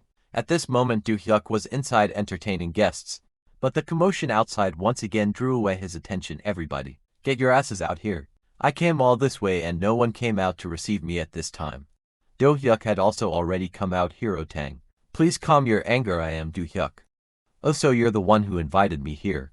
Not bad, but only that if I had met you some years earlier, this old man might have been a little interested. But now it's too late. My standards have long since risen. As he spoke, he lifted his foot and walked straight into the grand residence. The moment Du Hyuk saw this, he hurried after him. Hero Tang, I will take you to the Imperial Hall at once. Looking at this unfamiliar face, Dong Bonsu suddenly froze, for the man before him gave him a strangely familiar feeling. System notification: an enemy more than 10 levels above you has entered within a 20-meter range. Staring at the system prompt, Dong Bonsu immediately confirmed it was the man before him. That meant this person was extremely powerful, so powerful that the current Dong Bonsu could not handle him at all. Most people's bodies are uneven in one way or another, but this guy was perfect in an abnormal way. Dong Bangsu smelled the scent of the same kind on him. He had hidden his body by another method. Like Dong Bangsu, this man was a predator. The scene shifted to the Namgang family's largest Imperial Hall. On the roof of the Imperial Hall was a row of treasured swords planted in place. They were the swords of successive family heads. No matter whether one is a supreme ruler or an emperor, one day all must die. After a few more years they will be completely forgotten by the world. Tang Wu lamented the ruthlessness of time. As he climbed the steps toward the Imperial Hall, when Tang Wu reached the entrance of the hall, he saw that familiar figure inside. The old man in the hall was the head of the Namgang family, and the woman beside him was the female lead of this grand wedding, Namgang High Uncle Tang. It really has been a long time since we last met, hasn't it? You, the dignified head of the Namgang family, are still busy to such an unsightly extent. Honestly, forget it, I won't talk about you this time. You're still the same as ever. From afar the granddaughter looked utterly astonished, never having expected that her grandfather and the head of the Namgang family were so familiar with each other. And Namgang Hai also noticed Tang Wu's granddaughter isn't that Tanghua. Long time no see, elder sister Hai has grown even prettier at this time. Do Hyuk also walked over. I forgot to greet you properly just now. I am due. Hyuk, it is a pleasure to meet you. My name is Tanghua. So does that mean I should call you brother-in-law? Namgang Hai was so embarrassed she did not know what to do, when she suddenly noticed there was still a stranger in the hall. Tang Washington. Who is that? His name is Tang Sam. Seeing several people look over, Dong Bonsu stepped forward with a smile unexpectedly. Do you greeted him first? So you're Tang Sam. Right, very glad to meet you. Dong Bonsu clearly felt how dangerous the other man was, but in a setting like this he had to show enough courtesy. By the way, tonight I plan to go on a night cruise on the little lake with Namgang Hai. Would you like to come along? Of course, thanks Sam, you too. Not long afterward, Do Hyuk led the group aboard a pleasure boat on the lake. It was Tangwa's first time seeing this lake view, and she was so excited she could hardly stop herself. After all, this lake was already famous for its scenery. Especially at night, its beauty was rarely seen in the world. Namgang Hyan and Tang Wu chatted while enjoying the view. Do Hyuk meanwhile brought Dong Bangsu to the other side. We can't get a word in on women's topics. We men should go have a drink, what do you say? I'll go bring out some good liquor. With that he headed toward the cabin on the surface. This guy is the Namgang family's future son-in-law, but underneath he's like a predator hiding its fangs. I know people like that too well. He must be plotting something big. The only questions left are the time and the place. Dong Bonsu vaguely felt that he was being drawn into a huge but invisible conspiracy. System notification: an enemy more than 10 levels above you has entered within a 20-meter range. Did Do Hyuk trigger when he just entered the cabin? No, there's another expert on this ship. Following the distance bit by bit, Dong Bonsu discovered the target was on the lower deck beneath the boat. In other words, besides Do Hyuk there was another enemy hiding here. Sorry, I couldn't remember where I put the liquor for a moment, so I was delayed a little. This is the strongest bottle in my collection. I hope you like it. But Dong Bongsu was in no mood to drink at all right now, so he could only make an excuse. Sorry, I'm not feeling very well. I'll go rest first. With that he headed toward the cabin. Dong Bongsu's unusual behavior seemed to arouse Do Hyuk's suspicion. When Dong Bongsu reached the cabin door, system notification: an enemy more than 10 levels above you has entered within an 11-meter range. What's going on? I'm clearly increasing the distance. So why is it getting closer instead? The moment Dong Bongsu stepped into the cabin, the distance continued to shrink, until it shrank to 1 meter, which meant the enemy was in the compartment directly beneath his feet. Using this positioning, Dong Bongsu locked onto a total of 4 experts. Adding Do Hyuk made 5. -1 enemies at least 10 levels above me, all on the ship. If they wanted to kidnap Namgang Hai, they should have already made their move. Since they haven't, their target is very likely the entire Namgang family. Chang. The system only says there are more than 10 levels above me, but whether there are 20 levels or 30 levels above me, I have no way of knowing. People of this level sneaking into the Namgang family would be enough to trigger a disaster. With Tang Wu beside me, he will never let me get away easily. And ahead of me is a group of powerful enemies lurking in the dark. Right now I can neither advance nor retreat. What exactly am I supposed to choose? The scene shifted, and here the Namgang family's guard unit was conducting a tight patrol. Several guards arrived at the entrance to a waterway. Captain Go Sangong, do we really have to go in? Even checking the waterway, aren't we going a bit overboard? As soon as the captain heard that, his face immediately darkened, and he said impatiently, you brat, you dare talk back too? Is it really that hard to make a round through the waterway while we're at it? The wedding is right in front of us. If anything really happens, none of us can bear the responsibility. As he finished speaking, he grabbed the man and threw him straight into the waterway entrance. The others could only brace themselves like candles and slowly walk inside. Captain Go Sangong meanwhile stayed at the entrance and waited in boredom. How boring! It would be nice if an enemy actually came. It's black as pitch, and we can only walk by relying on that little bit of candlelight. Why is it that everyone else is outside eating and drinking, while we have to suffer in a hellhole like this. Just then Dong Bong-su suddenly appeared in front of him, and with one breath casually blew out the candle in his hand. In the dark waterway, the three of them were like sheep awaiting slaughter, with only the sounds of blood spraying and shrill screams tangling together, then suddenly cutting off the next second. The screaming erupted once more. Immediately afterward came a burst of hurried splashing footsteps, at last a flash of sword light, and the waterway returned to a deathly darkness outside the door. Captain Go-Sengan grew more and more impatient as he waited. What the hell is going on? You've been in there this long and still aren't coming out. If I catch you slacking off in there, just you wait. But the moment he went deeper into the waterway, he saw a severed arm floating on the surface of the water. He recognized it at a glance. It was his companion's arm. Captain Go-Sengan was so horrified that he turned and ran on the spot. In his panic he saw a faint glimmer of light at the corner ahead, but when he moved closer, what he saw was an even more terrifying scene. Strange, where did I put the other arm? The guards, who had just gone into patrol, had already been torn into pieces. You came at just the right time. I'm missing an arm. At the sight of this bloody scene, Captain Go-Sengan trembled with rage and charged at Dong Bong-su with sword raised. After just a few exchanges, Dong Bong-su immediately realized he had judged wrong. This patrol captain was far stronger than he had imagined. Aren't you the one who came with Tang Wu? You're a guest. So why are you doing this? After 2 seconds of silence, Dong Bong-su said something even he himself did not believe. I can't help it. I'm doing this for your Namgang family too. The moment those words left his mouth, Captain Go-Sengan exploded with fury. Madman, you killed my men and played with their corpses like toys. And you're telling me this is for the Namgang family? I'll carve you up slice by slice before my hatred is satisfied. Heavenly Wind Sword Art First Form, Swift Wind Flowing Clouds. The Three Forces Sword Art Second Form. Strike straight at the yellow dragon. The next second, the martial techniques of the two men collided head-on. Dong Bong-su had not expected the other's power to be even fiercer, and he was blasted away on the spot. You filthy bastard, I'll tear you to pieces. Captain Go-Sengan swung out several arcs of sword light in succession, all rushing at Dong Bong-su. At this moment Dong Bong-su could not dodge at all. The sharp sword light swept across his whole body, and he was sent flying heavily once again. At this point Dong Bong-su's health bar was down to only a quarter. If he did not think of something, he really would die here just then. Captain Go-Sengan charged again with sword in hand, and with one sweeping slash directly cut off the fingers of the hand with which Dong Bong-su was holding his sword. Your sword's fallen. How are you going to resist now? But in the next second a streak of sword light slashed back at him, barely grazing Captain Go-Sengan's cheek. This sudden strike had almost taken his life. What's going on?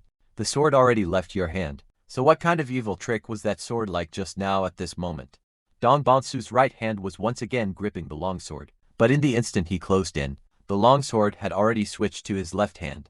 Captain Go-Sengan had just started to raise his sword to block, when the sweeping sword suddenly vanished. His strike missed empty air and his balance instantly collapsed. Before he could even understand what kind of method this was, Dong Bong-su lashed out with a fierce kick, sending him flying straight out of the waterway. While Captain Go-Sengan was still tumbling through the air, Dong Bong-su's sword light chased after him again. Just one more advance and he could finish him off directly. But Dong Bong-su had also reached his limit, and his whole body fell stiffly to the ground. Looks like that last move worked. That scared the hell out of me. I almost really died.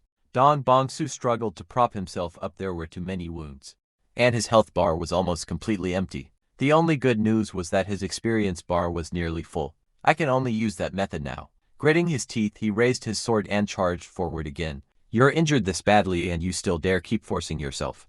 I'll send you on your way. Heavenly Wind Sword Art. Final form. Heavenly Wind splits the sky. Captain Go-Sengan brought his sword down, and a massive arc of sword light crushed down toward Dong Bong-su. Even if you want to die together with me, I won't give you the chance. Dong Bong-su kept weaving through the terrifying sword light. As long as I avoid these arcs of sword light, I can. But in the next second, two streaks of sword light struck in ambush and directly severed both of Dong Bong-su's arms, leaving him completely unable to fight. Idiot. Without even weighing how capable you are, you still dare challenge me. This ends now. But at that exact moment, Dong Bong-su revealed a bizarre smile. You fell for it. He opened his mouth, and a dazzling streak of sword light shot out from it, firing straight at Captain Go-Sengan.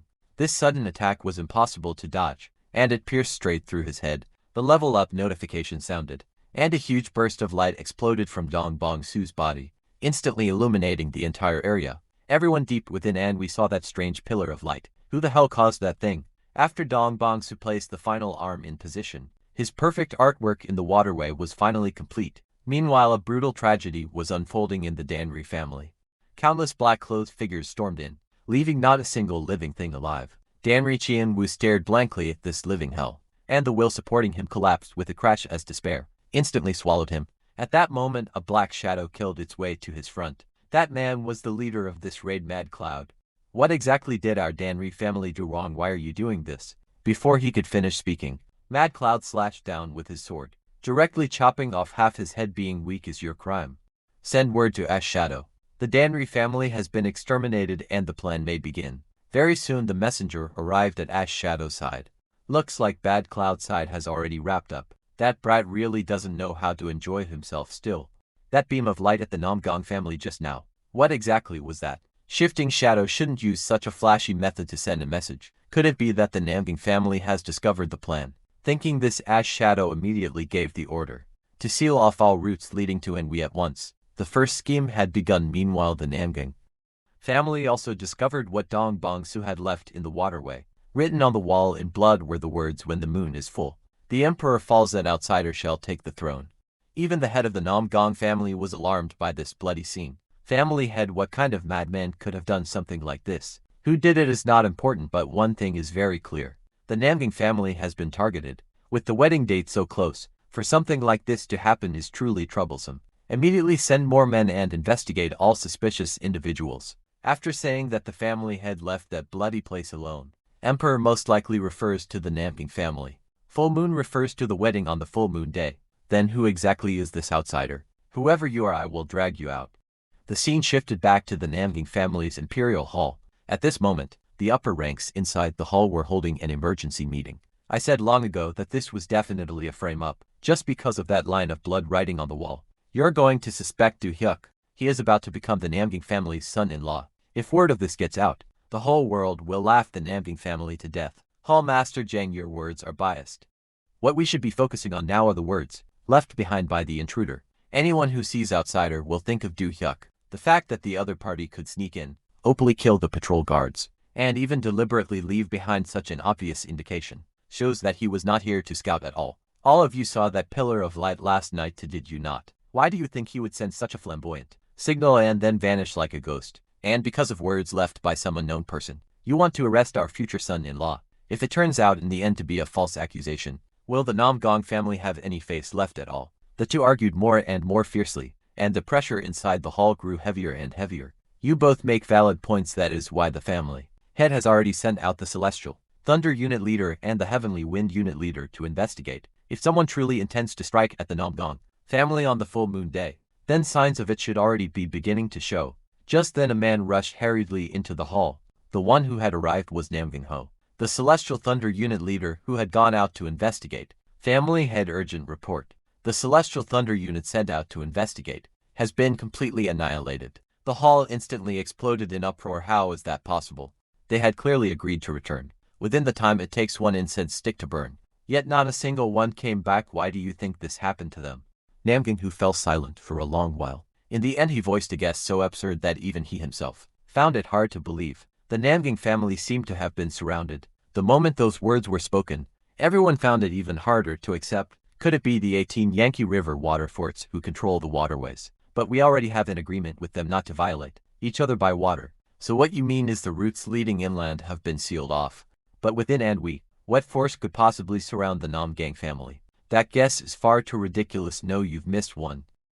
The only force in the martial world capable of surrounding the Namgang family is Heavenly Demonic Castle.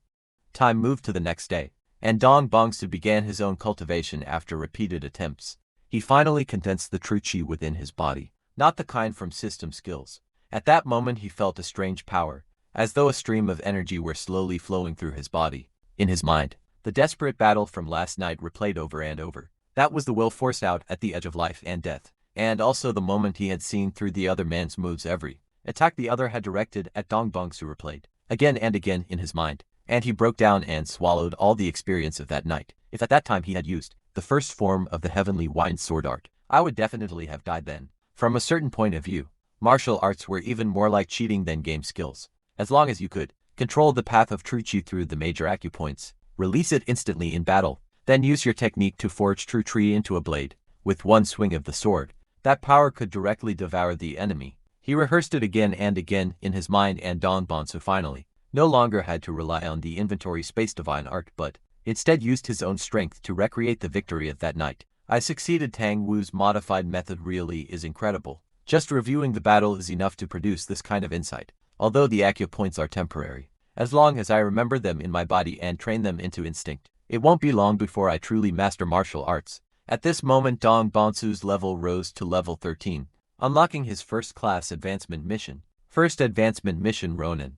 Tester exclusive class mission completion condition. Hunt 100 enemies above level 10. Seeing the prompt, even Dongbonsu was stunned. So even in this martial world I can change classes. Hunt 100 enemies above level 10, that's probably around the level of those patrol guards from last night. Captain Go Sangong was probably around level 15. I thought I had become stronger, but now it seems this road has only just begun. Suddenly, a massive explosion erupted from a large building not far behind him, and just 10 minutes earlier Du Hyuk had come to inspect the waterway entrance, where Dongbonsu had fought last night, but the place had already been mostly cleaned up by the servants, so there was nothing left to investigate. He could only return in frustration. Ever since that pillar of light appeared, security has been tightened layer by layer. There are also a lot more martial artists on the streets now, so I have to get word to the shadows as soon as possible. But at that moment, Nambyungen blocked his path with a group of subordinates. Young Master Du, where are you in such a hurry to go? Du Hyuk's heart jolted because, as a hall master, Nambyungen should not have appeared at this time. No matter what, I need to bluff my way past him first. I heard the wedding procession would pass by here, so I came over to take a look on the way. Is that so then? Now that you've looked, do you think it is auspicious or ominous? That sentence instantly put Du Hyuk on guard. He looked at the group of subordinates behind Nambyungen, and every one of them seemed ready to strike at any moment. So Du Hyuk immediately understood he had been exposed. Since the confirmation is done, come with us to the Imperial Hall. Don't be in a hurry to refuse. The family had personally named you. Since Du Hyuk already knew his cover was blown, how could he possibly go obediently? I rather like this shell. I didn't expect it to be exposed so quickly. Do Hyuk's aura changed and Namgyung immediately reached for his sword. But at that very moment the building behind them suddenly exploded, and everyone's attention was violently dragged away. What happened? That's the direction of the Imperial Hall. And in that instant dazzling golden light flared behind Namgyungen. Lightning coiled all around Du Hyuk as he walked forward step by step. Lightning downward, first form lightning, advanced support. In the next second a bolt of lightning crashed into the crowd ahead. After a single strike, the entire cluster of buildings was blasted into ruins. The huge noise alarmed the surrounding townspeople. What happened? Who did that? Isn't that young Master Du? Why would he do such a thing? As the dust and smoke scattered, out of what had once been a group of dozens, only one person remained alive. Even if it was a sneak attack, I still can't believe it. My men were wiped out by him in a single blow. How could he possibly be this strong? At that moment a figure rushed out from the crowd. It was the gate guard who had been closest to Du Hyuk. Young Master Du, what are you doing? Please stop at once. But in the next second, that guard was mercilessly cut down. In Du Hyuk's eyes these people were nothing but insects. Their so-called friendship had merely been an act. Witnessing this scene, the others completely broke down and turned to flee. Young Master Du has gone mad. Run. I've been pretending for so long I was almost suffocating as expected. Killing whenever I feel like it is the real pleasure. Bastard, who exactly are you want to know? Go ask the King of Hell. As the words fell he activated the lightning downward, and like a flash of lightning thrust a sword straight at Namgyungen. Faced with that fatal strike, nothing but despair remained in Namgyungen's eyes. But at the very instant the sword tip was about to hit a dragon, Phoenix golden needle nailed itself into the back of Du Hyuk's hand, and a pair of feet stepped firmly onto his sword blade. Boy, do you know what you're doing. And at this moment Dongbonsu was right next door, seeing everything clearly as expected. Just as I guessed, everything he showed before was just a disguise. Damn, the soul-chasing poison hand actually arrived this quickly. The next second, two forces collided head-on and exploded into a terrifying shockwave. After the dust settled, even the dragon Phoenix golden needle that had just pierced Du Hyuk's arm had been shaken out, having narrowly escaped death. Namgyungen immediately thanked him with a trembling voice. The martial world today is becoming more and more ruthless. I never thought even a son-in-law would dare lay hands on his father-in-law. A strange curve rose at the corner of Du Hyuk's mouth. In the martial world, the less feeling you have, the longer you live. As they were speaking, another explosion came from the direction of the Imperial Hall. I don't have time to waste on you. While you can still speak, tell me your identity and your scheme, without leaving out a single word. I've long heard of the soul-chasing poison hands, divine hidden weapon art. I truly want to experience it in person right here, but the moment Dong Bonsu heard this, he immediately realized he was going to run, and from the very beginning, Dong Bonsu had felt that Du Hyuk's movements were strange, as if he were searching for something. Just then Manhwa unexpectedly appeared in front of Dong Bonsu. What happened to grandfather? Why did he suddenly run over here? Dong Bonsu's heart sank. She was the thing Du Hyuk had been looking for. The moment Du Hyuk saw Manhwa, his eyes lit up with a burning brilliance, and the power of lightning suddenly erupted. Manhwa, however, remained calm. In front of me, any move you make is simply courting death. But the true target Du Hyuk had locked onto was not Manhwa at all. Dong Bonsu instantly threw himself toward Manhwa. At the same time, Manhwa controlled the Dragon Phoenix golden needles and shot them out at high speed, but Du Hyuk had already swung up his long sword and hurled it with all his might. Manhwa froze. You threw away your sword in the middle of a fight. Are you surrendering? But when he saw clearly the direction the longsword was flying, it was already too late to stop it. Damn it, Manhwa dodged. At the critical moment, Dong Bonsu tackled Manhwa to the ground and covered her with his body. In the next second, the entire area exploded with a thunderous blast. When the smoke and dust cleared, only a massive crater remained at the center of the explosion. Seeing this, regret surged through Manhwa, but he was then shocked to discover not far away Dong Bonsu was standing there holding Manhwa completely intact. There were only some superficial injuries, but no danger to his life. After Manhwa took his granddaughter back, he actually said to Dong Bonsu in a low voice, "Thanks, Sam. This time, thank you." At that moment, Du Hyuk's mocking laughter came again from afar. Your granddaughter is quite lucky to have actually avoided that strike of mine just now, then Hero Tang. Another day Du Hyuk will pay you a visit again. With that, he turned to leave. But at that exact moment, a piercing chill suddenly pressed down, and the source of that chill was the figure who had just saved Manhwa. Dong Bonsu had finally found the true prey he wanted to hunt after crossing over, and his entire being fell into extreme excitement when Du Hyuk saw Dong Bonsu's expression. Clearly it was as if he had suddenly remembered something. So it was you? That pillar of light last night and the exposure of my identity. That was all you're doing, wasn't it? I'll remember you until next time. As the words fell, his figure flashed and rapidly withdrew. Boy, do you think you can escape in front of this old man? Manhwa was just about to give chase when Manhwa woke up in his arms. For Manhwa's safety, Manhwa could only force himself to stop. You got the better of me. The scene shifted, and it was already evening. While the Imperial Hall had long since been reduced to ruin, after suffering heavy casualties, they finally managed to kill the attackers. I truly never imagined that just 4 men could reduce the Imperial Hall to this state. And that fellow, wasn't he one of the yin-yang twin demons whom Du Hyuk once killed? It seems from the very beginning we were being manipulated. Even the carrier pigeons sent to the Martial Alliance were all intercepted and killed by hawks that came from who knows where. Even the sect protecting Grand Formation was destroyed in the explosion. As for us now, we've become turtles trapped in a jar. Dragging his wounded body, Namgungan stepped forward. Family head, at present they only have 3 paths left. Fight to the death, break through, and flee, or request reinforcements. We both know the first 2 won't work. Tell me about the third. For reinforcements, we can only send someone to deliver intelligence to the Martial Alliance. Traveling at full speed from here would take at least a week, and to break through the enemy's blockade, right now only one person can do it. The soul-chasing poison hand Manhwa, whose movement technique is unmatched. Uncle Tang, even for him, breaking through alone against that many enemies would be too much. Namgungan was silent for a moment before speaking in a low voice. We can make use of the several hundred guests who are still inside the family grounds, and who are anxious to leave, to resolve the life or death crisis facing the Namgang family. The Namgang family had urgently met with the strongest among them. Manhwa, Uncle Tang, the child behind you is don't worry. He has already inherited my Tang clan surname and can be trusted. Say whatever you need to say directly. The Namgang family had remained silent for a long time, then finally made up his mind. Please help us once, Uncle Tang. Escort the honored guests to Soho Lake and request reinforcements. Have you thought this through? Once this old man leaves, most of the people here will die. But looking at the expression on the Namgang family head's face, Manhwa knew he had already made his choice. If we go by boat from Soho Lake to the Yangtze River, we can obtain support from the 18 Yangtze River fortresses. We have already gathered the boats and assembled the honored guests and attendants at the South Water Gate if possible. I hope you can depart tonight. Manhwa could only nod helplessly. This old man will make preparations. After saying that, he turned to leave. The Namgang family head spoke again. When you leave, take Namgang Hai with you as well. I do not want her to witness the battle between me and Du Hyuk. Can it really only be this way? The Namgang family head froze in the next second. The tears at the corner of his eyes could no longer be held back and rolled down directly because I'm afraid the ones of us who stay behind won't even be able to hold on for 11 days. Idiot, do you think this old man would let such a thing happen? I am Tang with the soul-chasing poison hand.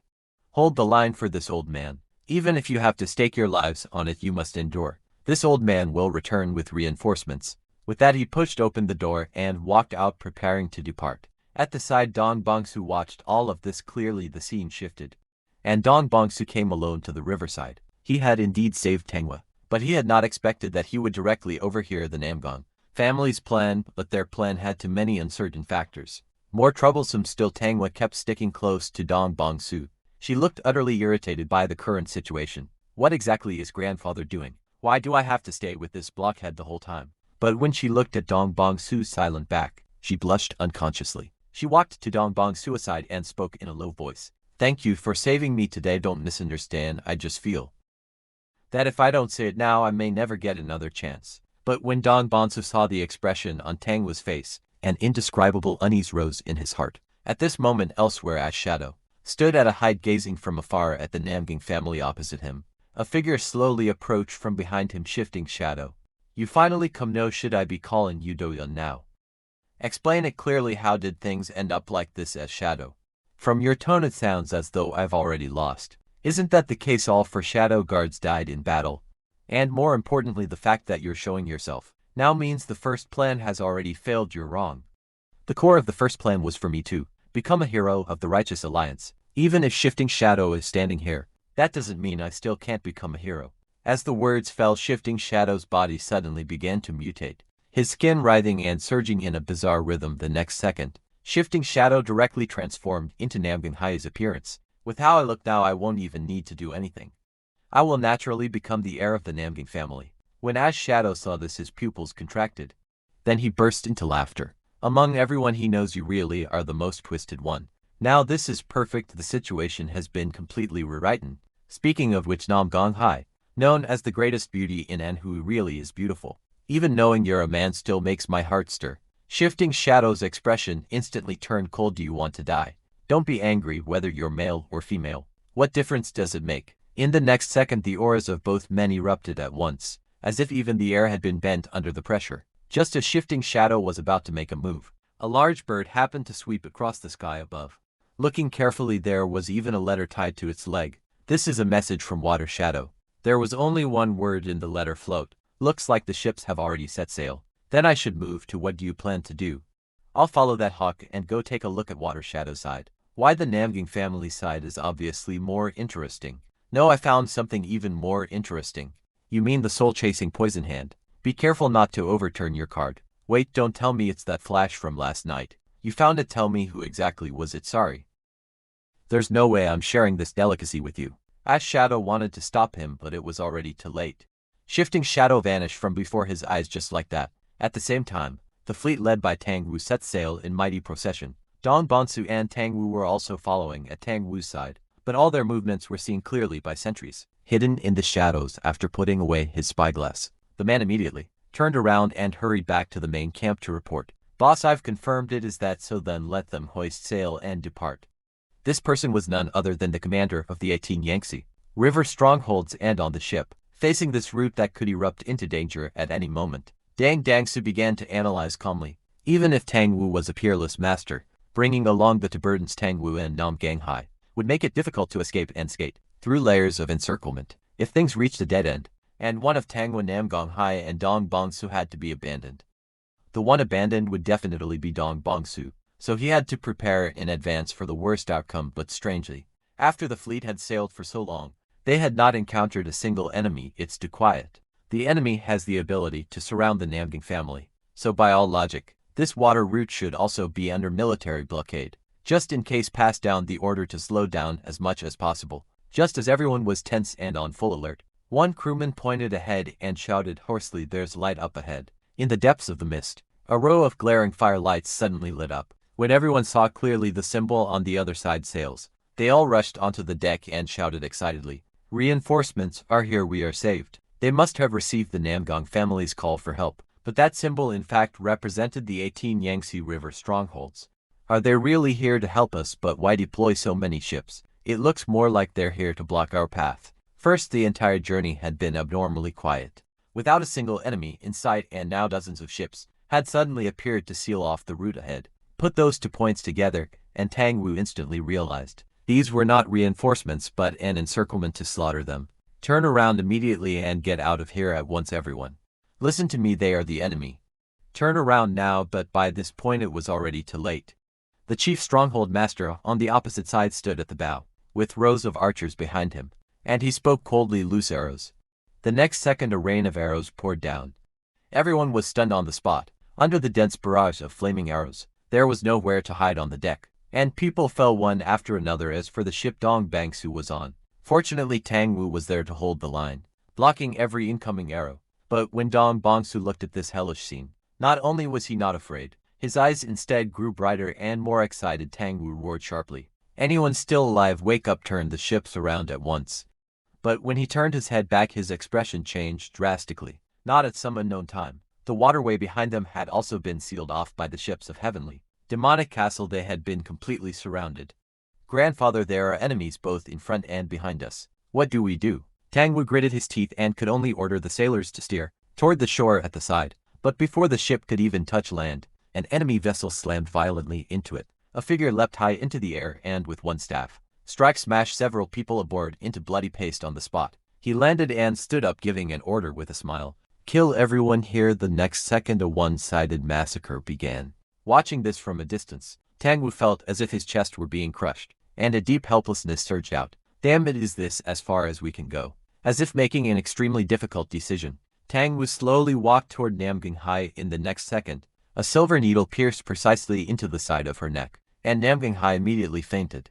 When Tang Wu saw this, she rushed forward at once. "Grandfather, what are you doing? The water route is blocked. We have to go ashore." "But even for you, grandfather, it's impossible to escape while carrying 3 people at once," Tang Wu replied, only with a cold sentence. Only to the meaning of those words was very clear. He was going to abandon Dong Bangsu. "Tang Sam, this old man is sorry. I once coveted your aptitude, and I also wanted to use you as the foundation stone of the Tang family." At this point Tang Wu's voice suddenly lowered, as if he had aged many years in an instant. "It seems this old man really has grown old to actually develop feelings for a mere puppet. I will not kill you, but neither will I save you. Whether you live or die depends on your own fate." Though Tang Wu was unwilling to leave Dong Bangsu behind, at the moment of life and death, she could only grit her teeth and abandon him. Just as Tang Wu was about to leave with the others, "Tang Sam, this is the name this old man gave you. Perhaps the Tang family will not remember you, but this old man will not forget." With that he leapt into the air and disappeared into the vast night. Tang Wu only turned back to look at Dong Bangsu once, then turned around and followed Tang Wu away. In the end only Dong Bangsu remained, standing alone in the blazing sea of fire. "Then from this moment on this battle belongs to me." A burly man climbed onto the ship with saber in hand. The instant he lunged at Dong Bangsu turned and brought down his sword, directly chopping his head clean off. Then he grabbed that headless corpse and step by step walked forward. "Come on, the hunt begins." The sailors on the ship were being tortured and slaughtered, one by the enemy, completely unable to resist. At that moment a figure slowly emerged from the flames. Seeing him, a bald man spoke in confusion.